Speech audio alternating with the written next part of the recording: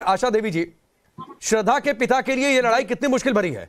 एक बेटी के लिए इस तरीके से इंसाफ की जंग लड़ना, खास तौर पर तब जब सबूत बहुत क्लियर नहीं दिखाई दे रहे हो, बहुत क्रिस्टल क्लियर ना हो, ऐसे में अपनी बेटी को इंसाफ दिला पाना कितना मुश्किल भरा है। देखिए, ये तो बहुत मुश्किल होगा, क्योंकि मैं तो इस चीज को समझती हूँ। लेकिन इतना कुछ होने के बावजूद 2012 में भी घटना हुई थी, उसके बावजूद क्या हमने कुछ सीखा है? उस घटना से कुछ सीखा है? हमारा सिस्टम ने कुछ सबक लिया है? नहीं लिया है। जो हालात 2012 में घटना हुई थी, वही हालात आज भी है। आप अभी बात कर रहे हैं, सबको मैं नमस्ते करती हूँ, सबका मैं सुन रही हूँ कि कोई 6 महीना तक पाठ कैसे रख सकता है। तो मैं तो ये भी पूछना चाहती हूँ, जानना चाहती हूँ कि कोई इंसान कैसे किसी को टुकड़े टुकड़े में काट सकता है। जिस तरह से समाज में घटनाएं हो रही है, निर्भया के साथ जो घटना हुई थी और भी बच्चियों के साथ हुई है।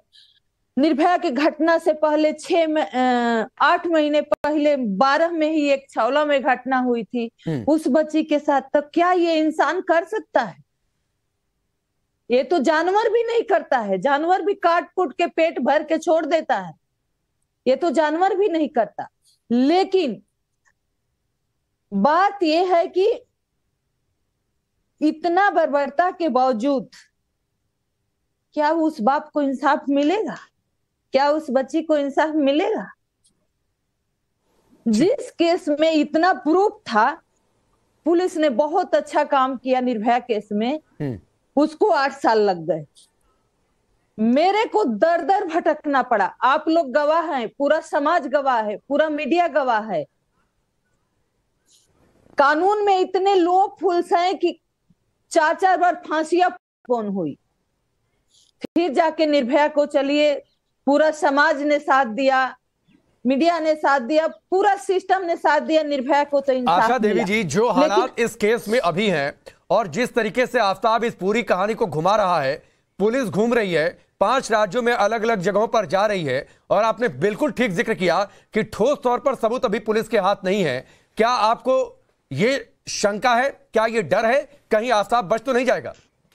बिल्कुल डर है, बिल्कुल डर है। क्योंकि इसलिए डर है कि अभी 7 तारीख को एक फैसला सुप्रीम कोर्ट से आता है कि लोअर कोर्ट ने फैसला दबाव में दिया और हाई कोर्ट ने उस फैसले को देखा नहीं। अब पुलिस ने पर्याप्त सबूत नहीं रखा, इसलिए मैं तीनों मुजरिमों को बरी करता हूं।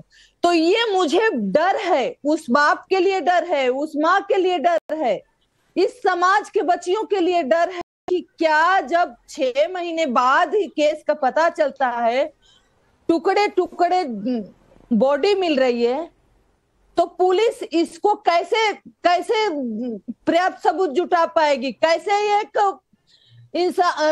जानवर को फांसी तक पहुंचाने के लिए सबूत जुटा पाएगी? मुझे बहुत डर है, क्योंकि हमारा सिस्टम इतना बैठा हुआ है कि चाहे महिलाओं के साथ रोड पे कुछ भी हो जाए, लेकिन अपने टस से मस नहीं। चाहे हमारी सरकार, चाहे हमारी पुलिस की नाकामी के वजह से हमारे समाज में इतनी घटनाएं हो रही है। अरे पुलिस को, दिल्ली पुलिस को तो कम से कम निर्भया केस से सीखना चाहिए। आखिर निर्भया केस में दिल्ली पुलिस ने, मैं आशा जी आपके पास आता हूं। बिल्कुल आपका डर वाजिब है और इसकी बिल्कुल डॉक्टर एलसी गुप्ता साफ वजह है। पुलिस के हाथ अभी तक सर कोई ऐसा ठोस सबूत नहीं मिला, ना तो सारे बॉडी पार्ट्स। पुलिस को ट्रेनिंग दी जाए कि इसमें सबूत जुटाए।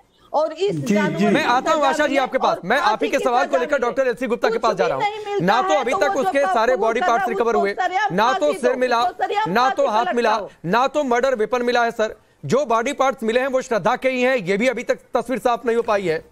पुलिस वहां पर पहुंचती है, बेंजीन टेस्ट करती है, उसमें कुछ साफ नहीं निकल कर आता है। वो इतना शातिर था। ऐसे में फॉरेंसिक विभाग की जिम्मेदारी काफी अहम है और मुझे लगता है कि अगर कोई उम्मीद है तो वो सिर्फ फॉरेंसिक टेस्ट से ही उम्मीद है। आपको लगता है कि जो फॉरेंसिक एक्सपर्ट वहां पर पहुंचे, एफएसएल टीम को इतना कुछ वहां पर मिला है कि आफ्ताब को कटघरे में खड़ा कर उसे दोषी साबित किया जा सके? या फिर आशा देवी का जो डर है कि कहीं वो बचकर ना निकल जाए, वो डर सही तो नहीं हो जाएगा? जहां तक आशा देवी जी का डर है वो कहीं हद तक सही है और होना भी चाहिए। अगर ये डर नहीं होगा और ये शंका नहीं होगी तो इन्वेस्टिगेशन भी प्रॉपर तरीके से नहीं हो पाएगा। जहां तक एफएसएल फॉरेंसिक साइंस लैब का जो रोल है, उनके पास में जो भी एविडेंस आएंगे सिर्फ उनके बारे में वो दो बात कह पाएंगे। इसका जो सैंपल का जो रिजल्ट निकलेगा, इसको इंटरप्रेट करना है इन्वेस्टिगेटिंग ऑफिसर ने। सबसे पहले इस डेड बॉडी का आइडेंटिफिकेशन होना चाहिए। जो डिफरेंट जगह पे पार्ट मिल रहे हैं, उन पार्टों को एक जगह इकट्ठा करके सबसे पहले इसका एंथ्रोपोलॉजिकल एंड एनाटॉमिकल एक मिलान होना चाहिए। उसके बाद में इसके हर पार्ट के डीएनए सैंपल्स लेके और इसके फादर के, ब्रदर के, जो भी अवेलेबल इसके भाई बहन हैं, उनका सारा सैंपल लेके एक साथ इनको मैच करना चाहिए और पहले ये रूल आउट करना चाहिए कि इसकी डेड बॉडी है कहां, इस डेड बॉडी का आइडेंटिफिकेशन क्या है। हम क्या कर रहे हैं? एक अक्यूज को पकड़ लिया हमने, एक साथी को पकड़ लिया, उसके साथ कड़ी जोड़ने की कोशिश कर रहे हैं।